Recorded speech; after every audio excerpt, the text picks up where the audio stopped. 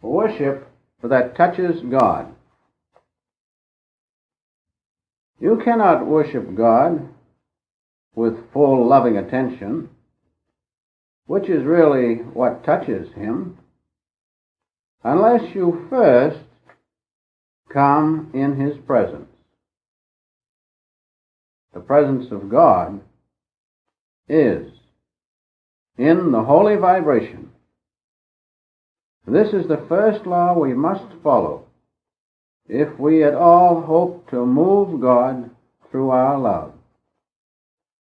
We cannot ever hope to touch God unless we first merge in the holy vibration, which is His presence in the body. If we can do that, then there is some chance of our moving Him. All religions stress this attaining the presence of God, this oneness with God. This is the holy vibration within us, the Holy Ghost, spoken of by the many religions under different names, as in the Gita, which represents the Vedas, the Om. In the Bible, the Amen, the faithful witness, the beginning and end of the creation of God. The Mohammedans call it the Amen. The Tibetans, the Hum. And the old religion of the Persians, Zoroastrianism, speaks of the holy vibration as the Ahunava. In St. John, the first chapter, the first verse, we read about the Word. In the beginning was the Word, and the Word was with God, and the Word was God. Surely there cannot be any question as to this being the presence of God. Now, we simply have to merge in that, to be one with that holy vibration, because from that holy vibration comes all things. Everything is made from that. Therefore, in that is the presence of God. Now comes the question, how to attain the presence of God. In the Gita, 5th discourse, we read as follows: having external contacts excluded, with the gaze fixed between the eyebrows. In other words, these are the conditions. Having the external contacts excluded means removing from our consciousness every vestige of outward or intellectual consciousness and material consciousness. Having done that, then we fix our attention on the Christ center at a point between the eyebrows. In the 15th discourse of the Gita, we read the words of Krishna when he says, "A portion of mine own self, transformed in the world of life into an immortal spirit or soul, draweth around itself the senses, of which the mind is the sixth, veiled in matter." Now you can see that that portion of God Himself is what has created all things. And remember, that holy vibration is a portion of God, the manifested portion. And so we must never forget that if we contact that portion of God, that holy vibration, we are surely in His presence. And then, in the 18th discourse, we read as follows. Krishna says, "Merge thy mind in me. Be my devotee. Sacrifice to me. Thou shalt surely come to me." In our own Bible, in St. John, the first chapter, the 33rd verse, we have almost the same words, on whom you see the Spirit descending and remaining. That is, on those who merge in the holy vibration.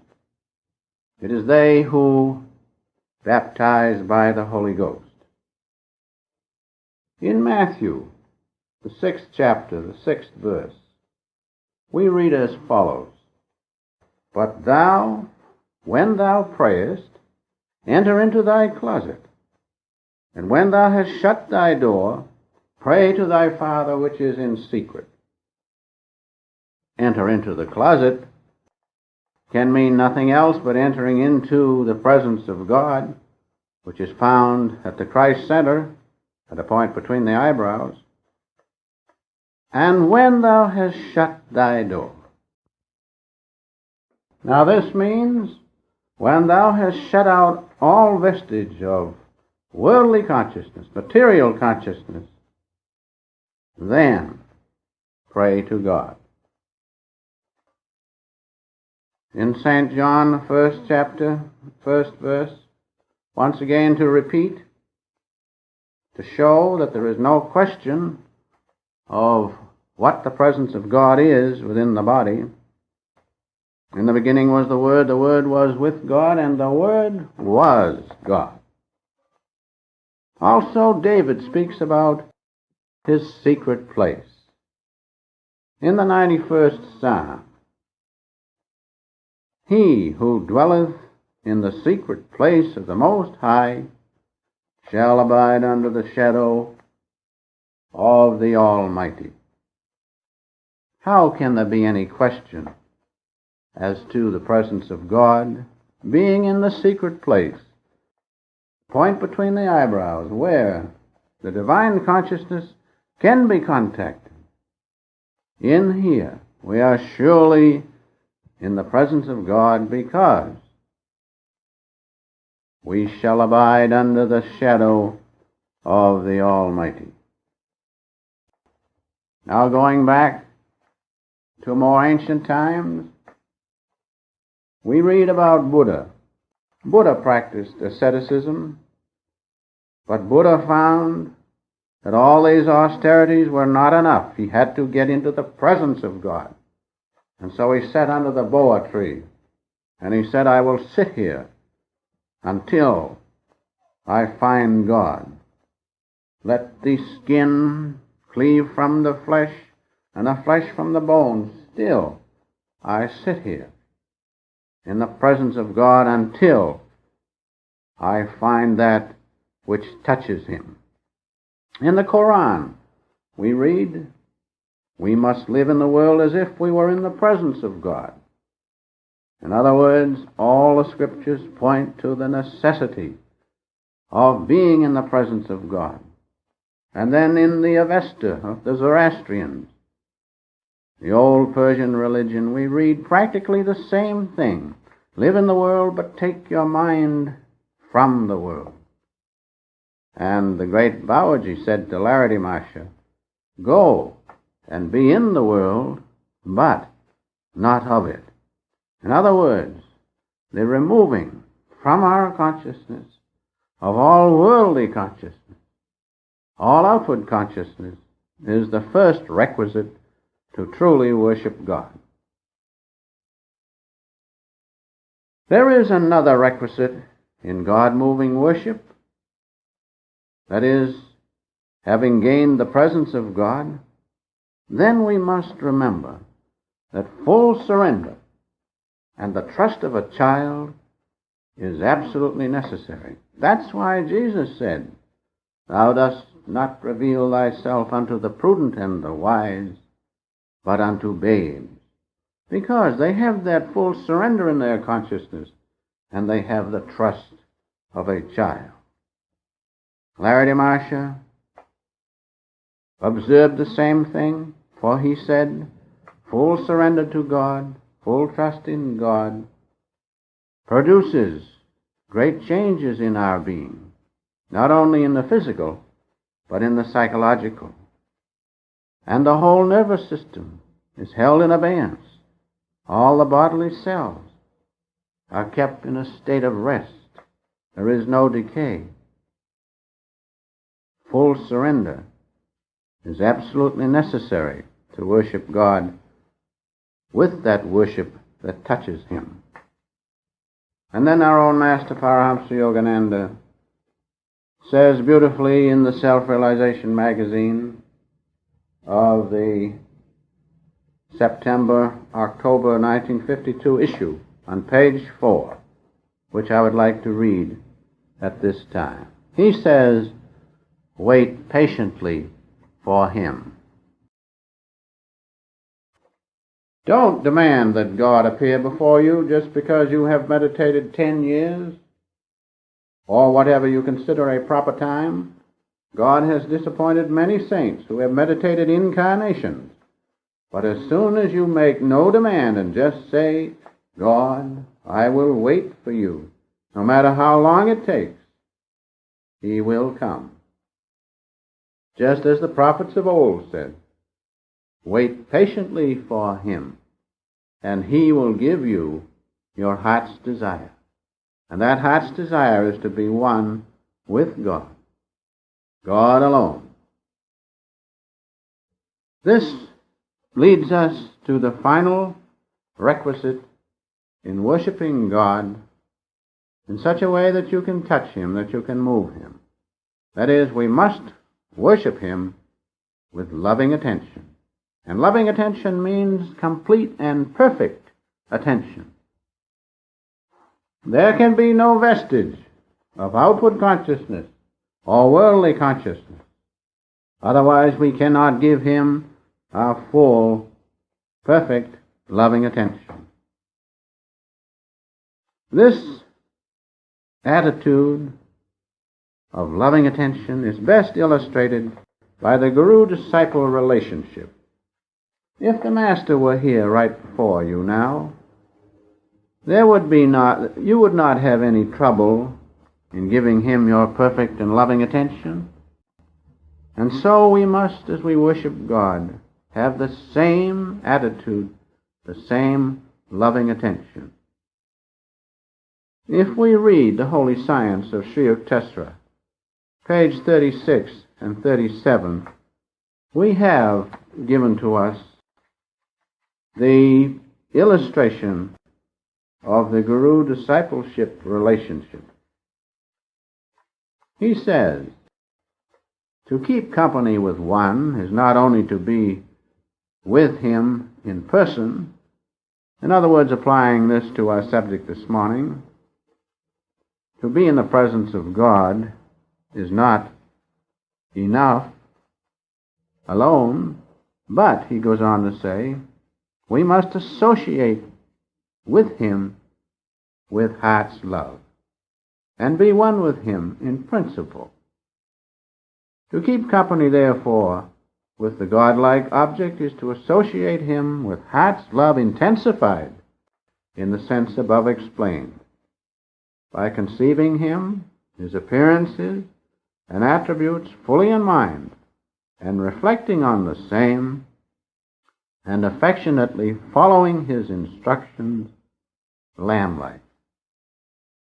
And so you can see that you cannot associate with God with heart's love unless you have full surrender and childlike trust.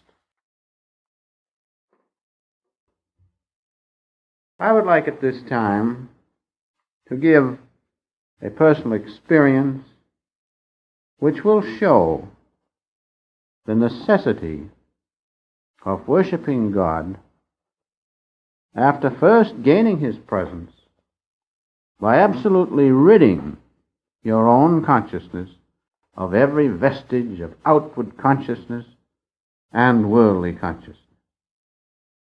At this Christmas time, my thoughts have been on the Master, how this year we would not be together, that is physically, how for many years I have always been with Him. I know He used to say, Christmas will not be Christmas unless you two bozos are with me. And so I was feeling that in my consciousness. I was missing him considerable. I went to his study to meditated deeply, following the instructions which we have talked about this morning, seeing the light of the holy vibration, and then merging in that light, and then going deeper, merging more and more in the holy vibration. And yet as I concentrated deeper and deeper, I could see that underneath there was still the reenactment of various scenes of life coming up from deep within in the emotional part of me. And then I remember making an extreme effort, saying, I don't want those outward things. I just want God alone. And with my deepest attention, summoning my greatest concentration, I was able to eliminate even that undercurrent going on deep within my soul. And when that came about, then I realized there was no subject and object of my meditation, but just the great stillness of God alone. All diversity vanished, and unity of consciousness alone was left. Just God alone. And then as soon as my soul realized that, then in the light just to one side a little bit came the image in golden light of the Master. And so you can see that that worship, wherein you eliminate all outward consciousness, that worship, whereby then you give everything, all your concentration and attention to God, that touches him. You do not have to tell him what you need, because then you become one with him. And he knows what's in your heart. And knowing what is in your heart, he will answer. Wait patiently for him, and he will give you your heart's desire. And so worship that touches God is just that. First, we must attain his presence. We must be in his presence through the techniques of self-realization fellowship. We must merge in the holy vibration. We must be one with God. Having attained that, then we must give him our undivided, loving attention by eliminating the last vestige of all outward and worldly consciousness. Having done that, then we realize God alone. It is this worship that touches God.